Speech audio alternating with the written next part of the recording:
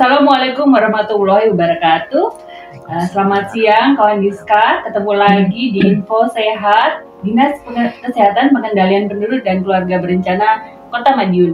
Hari ini kita akan bincang-bincang dengan seseorang yang sangat spesial yang datang ke sini, yaitu Dr. Dwi Indah Cahyani, spesialis anak Embiomed. Selamat siang dokter. Siang dok. Saya selalu terpesona sama senyumnya yang sangat manis. Gimana nih, teman sebaya? Iya betul dok. Kita sebaya tapi ilmunya yang beda. Enggak lah. Sharing-sharing hari ini. Baik, kalau Diska, hari ini kita akan membicarakan tentang vaksinasi HPV bersama Dokter Yani. Ya, baik dengan Dokter Yani. Ini dok, kita selalu dapat pertanyaan nih dari kawan Diska. Kenapa sih kita harus vaksinasi HPV gitu ya? Padahal kita tahu ya bahwa kita habis saja divaksinasi minimal 3 kali sama COVID, dan seluruh bayi itu sudah pada diimunisasi, dan imunisasinya nggak sekali kan ya bayi itu. Bahkan sekarang sudah sampai balita. Nah, kenapa ini anak-anak dan remaja ya sekarang ya harus divaksinasi HPV ini? Apa manfaatnya gitu? Iya, ya itu sama ya pertanyaan moms and dad ke dokter anak tuh selalu. Jadi kita kenalan dulu nih sama namanya human papilloma virus. Ya, itu adalah virus yang dapat menginduksi terjadinya kanker mulut rahim. Nah, kanker mulut rahim nih yang paling ditakutin ya. Betul. Jadi kanker mulut rahim ini adalah sebenarnya kanker yang terjadi kedua terbanyak pada wanita. Oh ya. Nah, setelah kanker payudara. Gitu. Iya. Dan di Indonesia nih, ini masih tertinggi kejadiannya di Asia Tenggara. Ya, kita ini masih tertinggi kejadian kanker mulut rahim. Ada 36.000 setahun ya. Jadi kalau kita estimasi ada 100 kasus per hari, kemudian 57 yang meninggal itu per hari. Jadi tiap 2 jam ada kematian perempuan karena kanker mulut rahim. Berarti bahaya banget ya dok? Iya, jadi lihat besaran penyakitnya tuh kan ngeri banget. Gitu ya. Cuman nih kalau kita orang Jawa ya selalu bilang gini, untungnya. Gitu. Untungnya apa nih? Ini penyakitnya kok bahaya banget, tapi untungnya ini penyakit itu perjalanannya itu panjang. 10 tahun dari mulai lesi awal hingga menjadi kanker yang ada bergejala klinis. Nah, 10 tahun. Jadi kita masih ada waktu untuk mencegah kalau kita bisa mengenali sedini mungkin. Dan ada vaksinnya. Alhamdulillahnya ini tadi ya, ada imunisasi HPV. Itu untuk mencegah utamanya kanker mulut rahim itu tadi. Nah, sebenarnya kayak apa sih dok, kanker mulut rahim itu penyakitnya seperti apa sih kok sampai banyak gitu ya? Ya, seganas itu ya, sampai seganas itu. Kalau kita dengar kanker itu kan ngeri banget ya. Kok sampai banyak yang terkena, 2 jam sekali meninggal, kan mengerikan ya. Mengerikan ya. Jadi kanker itu, kalau kanker mulut rahim ya terkhusus ini memang penyakitnya itu kebanyakan ketemunya sama dokter kandungan. Nah, bukan dokter anak nih ya.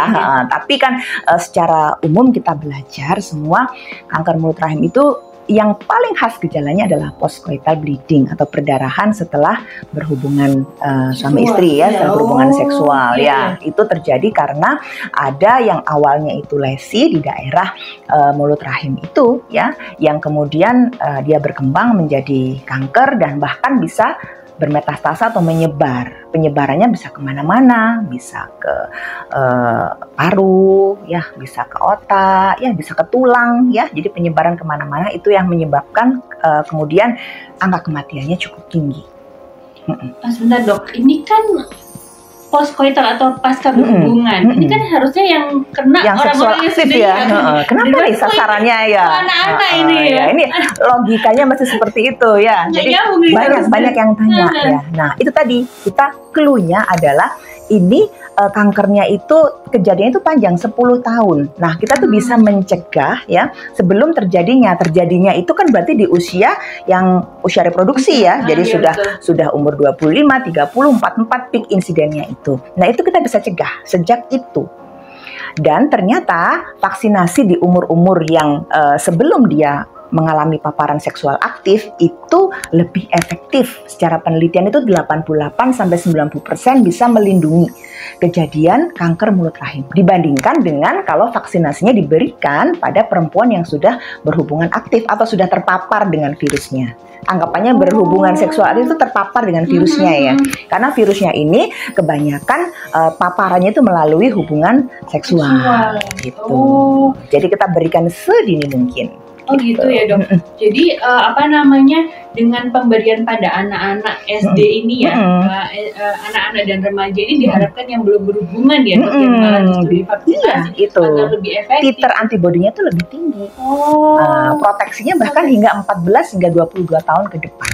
Itu masih efektif. Berarti kalau misalnya dia usia 15 dapat tambah 22 berarti bisa sampai 37. Betul ya. Jadi cukup lama ya. Cukup lama proteksinya, melindungi ya. Jadi di usia-usia yang secara seksual aktif, nah itu malah justru antibodinya titernya itu masih terjaga. Gitu. Pantesan diberikannya sedini mungkin ya. Kita mengejar itu, mengejar timingnya itu ya.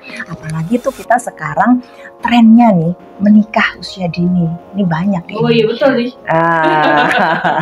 Kalau di Kota Madiun aja ya kita bicara sekarang, penyumbang stuntingnya itu adalah karena pernikahan dini. Betul. Itu yang menghasilkan akhirnya bayi berat badan lahir rendah ya, dan problem-problemnya yang mengikuti. Nah ini yang problem kesehatan seksualnya, kesehatan reproduksinya itu juga kita mulai kendalikan di sini. Jadi itu secara nasional sudah dipikirkan karena kanker itu beban BPJS terbanyak kedua setelah jantung.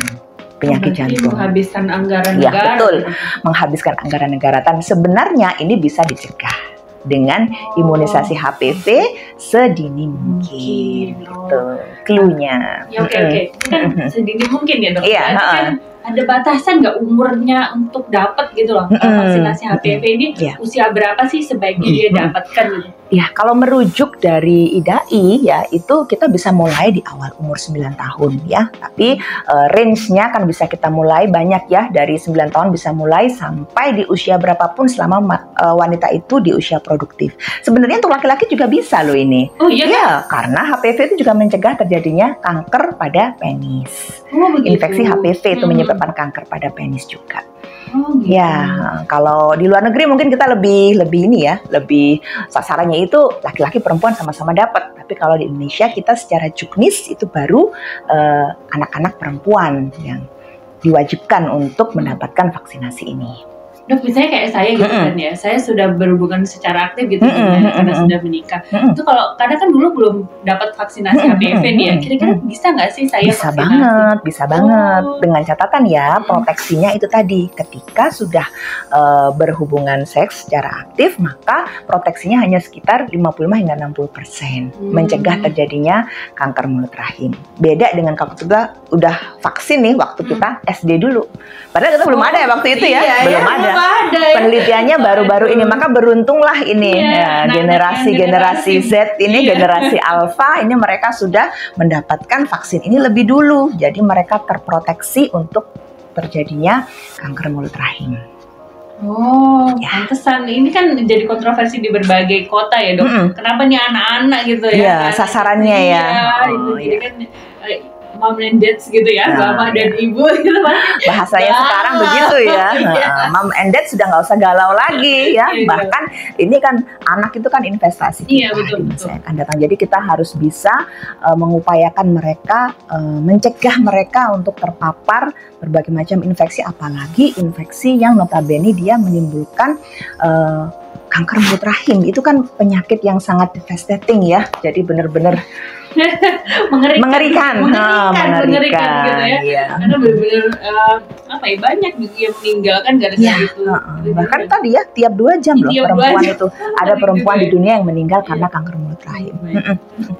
Terus kan ini untuk anak-anak gitu loh. Kita kan berharap kita dapat semua ya, tapi bagaimanapun di kesehatan tuh kan ada juga yang nggak boleh gitu. Kontraindikasi. Ya betul, kontraindikasi. Siapa saja nggak boleh dapat vaksin ini gitu. Oke, jadi untuk semua vaksin ya, kontraindikasi yang absolut itu hanya satu. Kalau dia terbukti memang alergi terhadap vaksin atau komponen vaksin. Tuh berlaku untuk semua ya. Kalau saya baca nih penelitiannya studi yang mengukur antibodi dari serta keamanan vaksin ini, ya vaksin HPV itu angka kejadian alerginya itu relatif kecil. Hanya satu yang drop out itu karena ada alerginya berupa urtikaria. Biduren ya. Itu aja kalau kita penelitian itu ya, itu benar-benar mereka diamati betul, tidak ada reaksi yang sampai berat, sampai anafilaksis misalnya, itu tidak ada. Jadi beberapa studi yang mengukur keamanan dan efektivitas vaksin ini kan memang ya di luar negeri, tapi ya ini karena dari penemuannya di sana itu relatif aman. Jadi yang alergi itu yang ditemukan kasus urtikaria. Berarti ini benar-benar aman ya, karena kan banyak gitu ya beberapa kalangan ini ya, Dok, kita tahu bahwa ada yang menolak vaksinasi dengan alasan apa? Nanti malah sakit gitu ya. Kita ini sehat kok, nggak ada apa-apa, kenapa disuntik gitu ya? Jadi amannya tuh gini, Dok. Kalau kita melihat ya, misalnya yang sekarang contoh vaksin influenza gitu ya, contoh ya. Itu kan salah satu kejadian ikutannya itu hampir seperti orang flu. Jadi setelah divaksin sama kan kita seperti orang yang greges-greges, meriang-meriang dikit gitu, kayak gitu-gitu ya. Nah takutnya, nah ini itu mencegah kanker. Nanti jangan-jangan kalau divaksin, jangan-jangan malah kena kanker gitu ya. Jadi orang seperti itu ya pikirannya. Nah itu, jadi yang harus kita cermati dulu bahwa vaksin HPV ini adalah mengandung vaksin itu virus-like particle. Jadi bentuknya sama persis dengan human papillomavirus, tetapi dia tidak mengandung material genetik DNA-nya. Gitu. Jadi berarti sebenarnya ini benar-benar aman ya? Aman, iya. Nggak ada virusnya. Nggak ada partikel DNA-nya. Jadi cuman luarnya aja dia disetting, tujuannya apa? Untuk menginduksi kita membentuk neutralizing antibody. Gitu. Jadi itu adalah antibody ya, yang nanti dia tugasnya itu menghambat kalau ada virus HPV masuk, itu menghambat dia tidak melekat di epitel di mulut rahim, atau kalaupun misalnya berhasil melekat, itu virus tidak bisa menyebar, tidak bisa shedding pada fase lisis atau lisogeniknya. Itu tujuannya itu. Karena infeksi alaminya dari HPV itu tidak membuat tubuh kita itu membentuk antibodi yang protektif. Iya. Beda kayak varicella itu ya. Nah, varicella itu kita sekali kena ya, seumur hidup kita nggak kena lagi gitu kan ya. Nah, kalau HPV itu enggak. Jadi begitu kita terinfeksi, itu kita tidak bisa membentuk antibodi yang adekuat. Antibodi yang cukup untuk menetralisir itu. Bahkan 50% perempuan itu tidak berhasil serokonversi, tidak terdeteksi antibodinya setelah dia infeksi alami. Itu penting banget berarti ya. Jadi karena infeksi alaminya itu tidak menghasilkan antibodi yang protektif gitu. Kan kita berharap kalau kita udah pernah sakit kan kita nggak akan sakit lagi ya. Kan. Jadi memang ini HPV itu virusnya khusus, dia itu begitu nempel itu dia menginduksi terjadinya seperti imunodefisiensi di tempat lokasi dia itu melekat. Nah, jadi dia tidak mengundang sel-sel imun untuk membentuk antibodi. Ini pintar banget virusnya. Wah. Jadi kita seperti terlena gitu ya. Wah, ngeri juga ya, ngeri juga. Jadi banyak ya. Itu makanya kejadiannya tinggi di Indonesia. Ya, apalagi faktor resikonya itu banyak yang kita temukan di sini. Banyak anak, ya kan kita punya filosofi ya, banyak anak banyak rezeki. Itu salah satu faktor resikonya. Kemudian menikah usia dini itu juga banyak di kita. Oh iya betul. Nah, itu juga banyak. Iya itu. Banyak ini ya selebgram atau influencer dari artis ya yang nikah dini akhirnya seperti ini juga. Tapi nggak tahu bahayanya ternyata. Seperti ini resikonya. Ini seks bebas juga bisa nggak sih, Dok? Iya, bergonta-ganti pasangan itu ya. Iya. Gonta-ganti pasangannya. Karena HPV itu melekat pada terutama epitel yang mengalami luka ya, lecet, erosi. Nah itu kalau biasanya mereka gonta-ganti pasangan itu kan resiko terjadinya perlukaan itu akan lebih sering ya. Itu mudah sekali HPV melekat di situ. Harus faithful, setia. Iya, harus setia. Dok, bagaimanapun kan itu disuntik ya. Iya. Ada nggak sih efeknya setelah disuntik gitu? Kalau misalnya saya gitu pengen vaksin gitu atau anak-anak nanti vaksin gitu, ada nggak sih efek dari bekas suntikan KIPI berarti ya, ini kita ikut ya pertanyaan KIPI ya, kejadian ikutan pasca imunisasi. Jadi kalau secara umum ini kan jumlahnya itu kayak vaksin biasa ya, 0,5 kayak vaksin COVID. Suntiknya juga di lengan sama juga, ya? Lengan, atau kalau misalnya nggak mau kelihatan mungkin bisa di paha, lebih kelihatan lagi ya.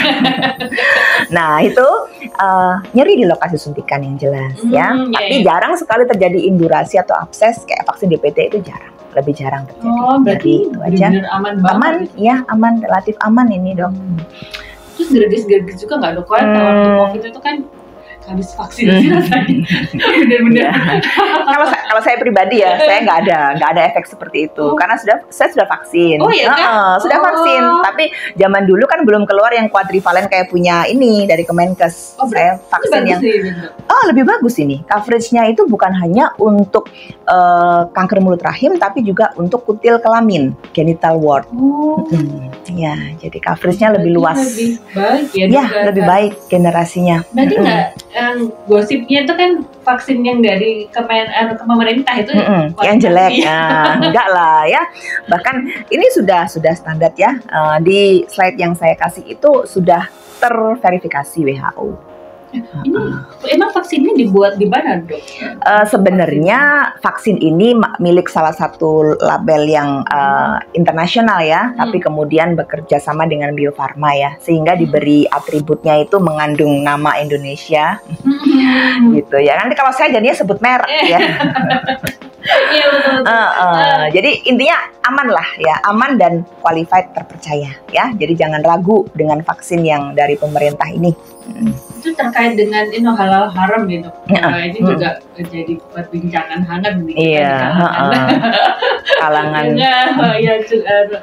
Muslim gitu.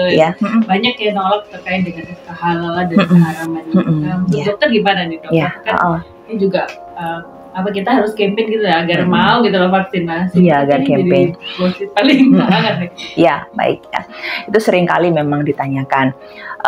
Jadi kalau vaksin kita itu ikut MUI ya. MUI itu hukumnya ini kan hukum kedaruratan ya, sehingga kita pilih yang paling aman dari sekian banyak cara lain yang lebih tidak aman gitu ya. Jadi vaksinasi ini kalau khususnya HPV sebenarnya kita sel lainnya itu menggunakan Saccharomyces cerevisiae ya. Jadi itu agak-agak sudah relatif aman, itu kan jamur yang sehari-hari juga kita konsumsi mungkin ya untuk ragi-ragi itu ya. Jadi relatif aman sel lainnya. Kemudian acuannya juga dari aluminium ya. Itu sudah terbukti bertahun-tahun itu aman ya. Karena ada ajuvan vaksin itu yang dulu ditengarai mengandung merkuri segala macam ya, yang lebih banyak mudorotnya. Nah, meskipun juga terbukti tidak pada akhirnya ya, tapi itu sempat menimbulkan perdebatan dan penolakan. Ya, kalau untuk vaksin memang dalam proses pembuatan, dalam proses pemurniannya itu kadang-kadang kita menggunakan pencucian dengan tripsin babi. Nah itu, tetapi ketika vaksin itu mau di-launching untuk memenuhi persyaratan kehalal haraman dari MUI, mereka semua sudah mengecek dari level DNA RNA babinya itu tidak ditemukan lagi. Jadi sudah di-washing. Mungkin pada saat prosesnya bersinggungan, pada saat proses pembuatannya. Tetapi pada saat sebelum launching disuntikan itu, biar dapat sertifikasi halal dari MUI itu mereka sudah harus cek di level DNA RNA-nya babi tidak ditemukan. Gitu. Kan sampai sudah penelitian sampai di di material genetiknya ya, sehingga itu dinyatakan aman. Pada saat pembuatan saja mungkin bersinggungan ya, karena memang ada yang kita tidak bisa mengganti itu dari tripsin sapi ya. Itu tripsin yang dipakai itu masih harus pakai tripsin babi. Saya nggak tahu kenapa ya, karena nggak jadi kalau nggak seperti itu ya. Tapi pada hasil akhirnya ketika disuntikkan itu sudah tidak mengandung material genetik. Jadi material genetik kan dari yang paling kecil ya. Jadi insya Allah sudah aman lah ya, sudah halal ketika sudah akan disuntikkan. Terus dok, ada gosip lagi nih, ini kalau ngomongin vaksinasi. Gosip lagi ya. Ini nggak aman nih buat anak autis. Oh, enggak lah, ya.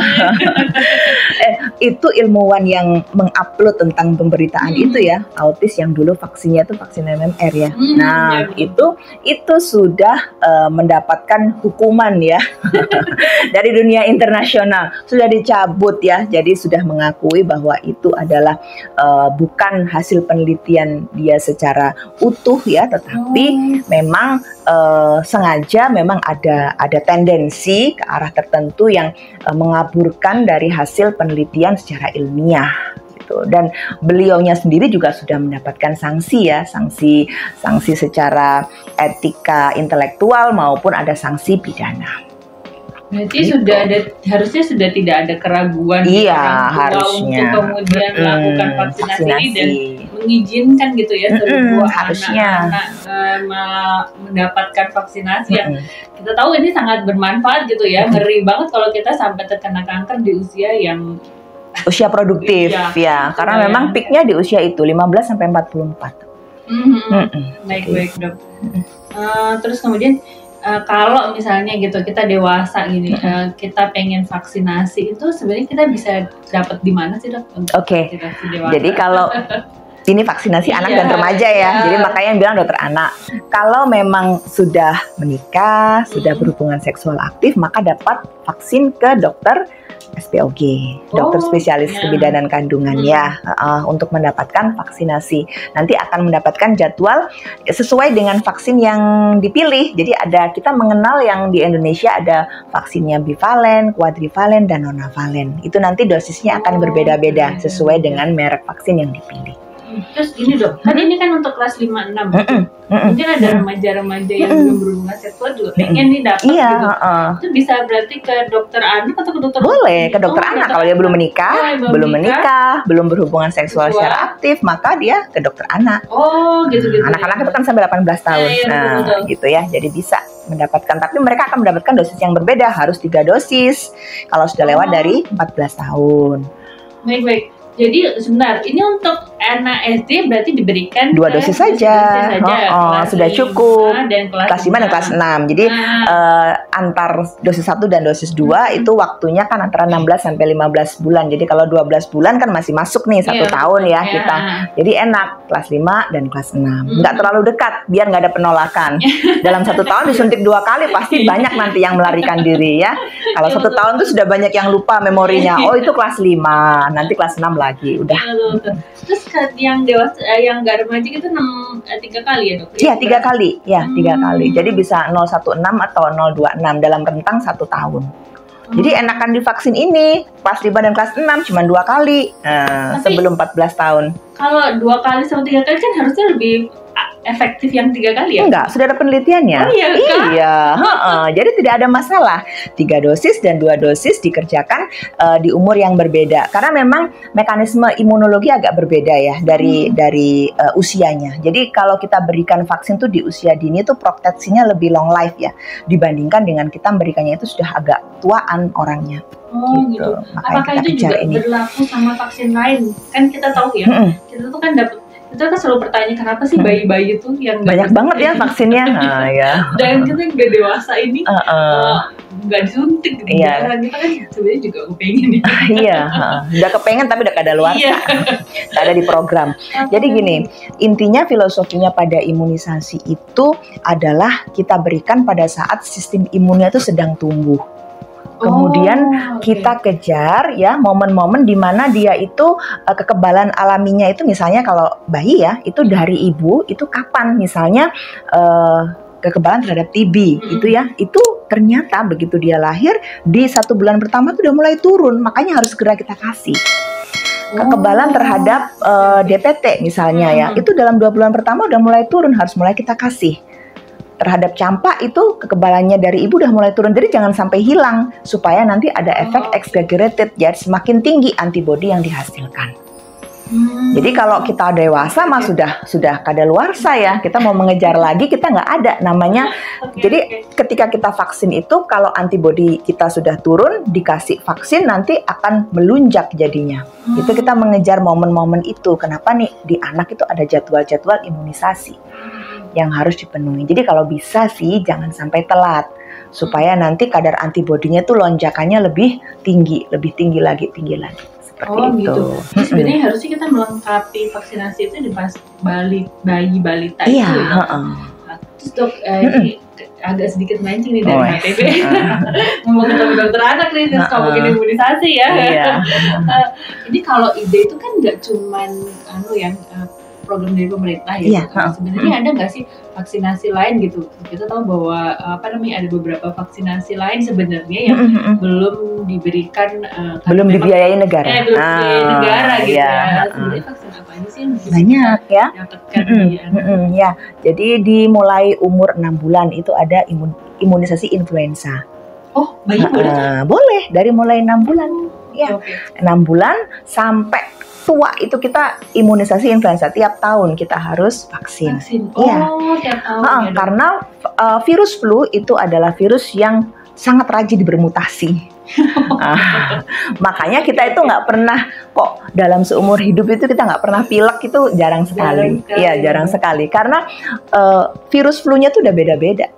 Kita sel-sel memori kita, sel antibodi kita tidak bisa mengenali. Oh, ini udah baru lagi, beda sama yang dulu. Akhirnya sakit lah. Gitu. Itu kenapa anak sering batuk pilek? Nah, itu jawabannya. Vaksin influenza ada di umur 1 tahun, ada vaksin varicella. Oh, ada vaksin hepatitis A mulai di umur 1 tahun ya. Kemudian di umur 2 tahun ada vaksin tifoid. Oh, ada tipes ada vaksinnya juga. Iya, itu harus kita ulang tiap 3 tahun. Kita tuh banyak loh ya kejadian tipes di Indonesia itu ya, karena kita suka jajan sembarangan. Iya, betul. Gitu ya. Jadi tiap 3 tahun itu pengulangannya. Influenza tiap setahun. Oke, sebenarnya banyak ya sebenarnya vaksinnya di dunia nanti ini ya. Pasti akan ditambah nanti sama negara. Kita udah aja semakin dilengkapi ya dulu. Kita ada tambahan PCV, rotavirus ya, sekarang ada tambahan HPV. Alhamdulillah ya, alhamdulillah semakin banyak imunisasi yang sudah dibiayai oleh negara ya. Jadi sangat membantu masyarakat yang susah mungkin ya untuk membelinya, kadang-kadang juga ada kesulitan biaya. Ini kita sudah alhamdulillah dapat gratis ya di Bias. Berarti nggak ada namanya vaksin yang dapat dari pemerintah itu nggak keren, nggak oke gitu sebenarnya? Enggak lah, semuanya sudah ada kualifikasi semuanya yang dikasih ada kualifikasi WHO ya. Jadi aman dan efektif. Betul. Yang penting adalah aman dan efektif. Nanti udah sakit-sakit disuntik nggak efektif, nggak ada proteksinya ya. Seru sekali ya perbincangan kita siang ini dengan Dokter Yani gitu. Saya manggilnya Dokter Yani kan itu sebenarnya seangkatan.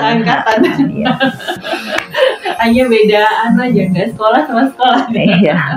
Hanya beda kalau Bu Ulfa itu mengalah suaminya yang sekolah. Jadi begitu teman-teman kawan Diska, mungkin ada yang mau ditanyakan mungkin lewat online atau mungkin ada yang ditanyakan Sinambi, saya juga nanya lagi nih dok. Monggo silahkan. Oke. Ngomongin soal imunisasi ya dok, bahwa kita tahu sendiri ya HPV ini kan sebenarnya vaksin sudah baru apa sudah lama sih sebenarnya? Saya sendiri itu vaksin HPV saya ingat dulu waktu habis pengangkatan CPNS tahun 2009. Oh iya? Iya, saya udah vaksin itu. Saya sudah vaksin HPV waktu itu, pap smear dan diikuti vaksin HPV. Jadi kalau yang sudah berhubungan seksual aktif, maka sebelum vaksin maka harus pap smear dulu ya. Nah, kita sekalian untuk screening. Kalau pap smearnya normal, maka divaksin. Kalau misalnya ada kelainan, apakah itu CIN ya, jadi karsinoma in situ, maka harus ditata laksana dulu sampai dia bagus, nanti baru vaksinasi. Oh gitu, jadi kalau masih ada masalah berarti nggak boleh vaksinasi? Ya, sebaiknya diterapi dulu, di treatment dulu. Mungkin ada alter atau dan sebagainya. Itu dari teman sejawat SPOG ya nanti yang menangani. Makanya kalau sudah secara seksual aktif itu tujuannya itu pap smear dulu untuk screening sehat apa tidak. Kalau sehat langsung bisa vaksin. Tapi kalau anak-anak atau yang belum berhubungan seksual, kita anggap bahwa cincinnya itu enggak lah ya. Jadi kita bisa langsung aja vaksinnya supaya proteksinya tadi kita mengejar 88-90% serokonversi kalau diberikan pada yang belum terpapar virusnya sama sekali. Jadi belum terpapar HPV kan berarti belum berhubungan seksual aktif. Iya. Iya, karena memang pada saat hubungan seksual itu baru HPV ini menular. Iya, betul. Nah, seberapa ganas sih sebenarnya HPV itu secara apakah dia nggak bisa dibunuh pakai antibiotik, misalnya kita minum obat apa gitu biar HPV-nya mati gitu, nggak perlu vaksin gitu. Jadi ini tuh virus yang itu tadi, dia menginduksi terjadinya imunokompromis lokal di situ ya. Jadi syaratnya dia itu harus masuk ke epitel yang lesi ya. Jadi harus ada erosi dulu. Wah, itu dia baru bisa lekat.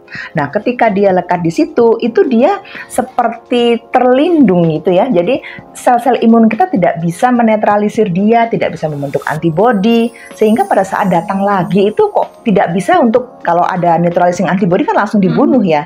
Nah, itu tidak bisa. Gitu. Jadi dan antivirusnya saat ini juga belum ada penemuannya. Antivirus yang untuk HPV ini. Iya. Ada yang kita nggak bisa minum obat, kemudian HPV-nya mati itu nggak bisa, gitu ya. Bisanya kita adalah dengan vaksin itu tadi, kita akan membuat tubuh kita itu memproduksi antibodi yang protektif. Ya, yang protektif itu artinya kalau HPV-nya datang lagi, itu antibodi ini akan mencegah dia nempel. Nah, kalaupun ternyata dia malangnya ya orang ini, dia berhasil nempel. Nah, kalau virusnya masuk, dia tidak bisa spreading. Itu kalau kita sudah punya vaksin dan sudah punya neutralizing antibody dari vaksin itu tadi. Gitu. Jadi karena nggak ada obatnya ya, dan karakter unik virusnya yang seperti itu ya, sehingga kita esensinya vaksin ini kenapa penting banget untuk itu. Oke. Nggak bisa minum obat aja. Iya, gitu ya. Penyakitnya benar-benar repot ya. Penyakitnya benar-benar bikin repot. Banyak banget gitu ya yang harus kita lakukan gitu. Nah, Dok, ada nggak makanan-makannya harus kita konsumsi gitu? Kalau misalnya kita pengen mencegah HPV atau mungkin kita berikan ke orang atau anak-anak gitu ya biar tercegah dari penyakit ini. Kalau makanan secara khusus saya rasa nggak ada ya. Jadi secara khusus nggak ada. Kalau kita melihat perjalanan penyakitnya itu kan diawali dari lesi di daerah mulut rahim ya. Jadi memang perilaku seksual terutama yang berpengaruh. Kalau beberapa lifestyle yang berpengaruh itu ya sama seperti kanker pada umumnya, misalnya merokok itu kan juga memperparah ya. Jadi ketika hukumnya virus onkogenik itu kalau kita belajar dari cara bagaimana virus menimbulkan kanker ya, dia itu kan berfusi dulu dengan material genetik kita. Kemudian nanti pada saat kondisi tubuh kita ini entah ada paparan radikal bebas, rokok, ya, nah entah sakit tertentu, nah itu yang dia berfusi dengan material genetik itu akan bisa memperbanyak diri dan akhirnya bisa selnya lisis dan menyebar. Jadi kalau secara khusus untuk HPV ini tidak ada makanan-makanan tertentu, suplemen tertentu yang bisa mencegah. Nah, hanya vaksinasi itu yang terbukti efektif dan screening ya. Kalau screeningnya kan dengan pap smear. Nah, itu kita nggak bicarakan ini karena saya sebagai dokter anak ya. Pap smear untuk anak-anak nanti saya dikira perundungan ya. Oke, Dok. Satu lagi nih yang terakhir. Sebelum vaksin, kan ibu-ibu takut ya sebelum berangkat ke sekolah gitu. Ada nggak treatment khusus untuk anak kita gitu? Enggak lah ya, nggak bikin panas, tenang aja. Nggak bikin kejang demam juga. Umurnya udah 5 dan 6 tahun ya. Jadi resiko kejang demam sangat minimal. Tetapi kalau untuk anak epilepsi ya, anak epilepsi sama juga dengan pasien COVID ya, saya selalu memberikan rekomendasi imunisasi. Mereka akan mudah tertrigger kejang ketika demam. Nah, kalau kondisi seperti itu biasanya amannya bisa mengkonsumsi antipiretik 2x24 jam setelah vaksinasi. Gitu. Untuk pasien-pasien yang dengan epilepsi misalnya. Kalau enggak ya enggak usah. perlu nggak ini nanti teman-teman masih tanya, perlu nggak kita butuh minta rekomendasi spesialis sana sebelum vaksinasi? HPV tidak perlu, tidak perlu ya. Semua bisa langsung cus. Iya. Semoga Kota Madiun nanti coveragenya bagus ya. Betul, amin. Kita harus mengejar seperti Jakarta dan Surabaya. Jakarta dulu sempat dipolitisir juga isunya. Yang dulu kan memulai ya waktu itu HPV pada anak-anak SD. Alhamdulillah ternyata di Surabaya bisa, habis ini Madiun pasti bisa. Amin. Aduh, seru sekali ya kawan Diska. Iya. Sudah ngobrolin dengan dokter Yani ini seru banget gitu, ilmunya tuh daging semua gitu. Yes, ini. Itu daging semua dan kita pasti nggak akan rugi lah dengan menyimak perbincangan hari ini. Terima kasih banyak dok. Dari sini kita bisa simpulkan bahwa vaksinasi ini penting banget dan orang tua gitu ya, moms and dad di rumah gitu ya, nggak perlu khawatir gitu ya. Ini vaksin aman, terjamin, efektif, baik. Dan kalau kita berikan ke anak usia SD 5 kelas 5 dan kelas 6 itu justru efektivitasnya lebih tinggi. Lebih tinggi daripada kita berikan pada yang sudah lebih tua, dewasa. Ya termasuk kita ini ya. Jadi jangan sampai moms and dads di rumah itu melarang gitu ya anaknya untuk mendapatkan vaksin ini. Justru kita memberikan dukungan kepada anak agar mau menerima vaksinasi HPV ini. Dan harapannya nanti ke depan masyarakat Kota Madiun akan jadi semakin lebih sehat dengan gaya hidup sehat yang tadi sudah dokter yang bilang bahwa ini nggak cuma gaya hidup sehat juga perlu, tidak merokok dan sebagainya. Baik kawan Diska, terima kasih atas atensinya sudah bergabung bersama kita di sini dan kami ucapkan terima kasih banyak dokter. Semoga nggak kapok, kawan-kawan kita undang lagi, bersedia ya dokter. Oke, siap. Seru sekali soalnya. Baik, terima kasih, sampai jumpa di info sehat berikutnya. Bye.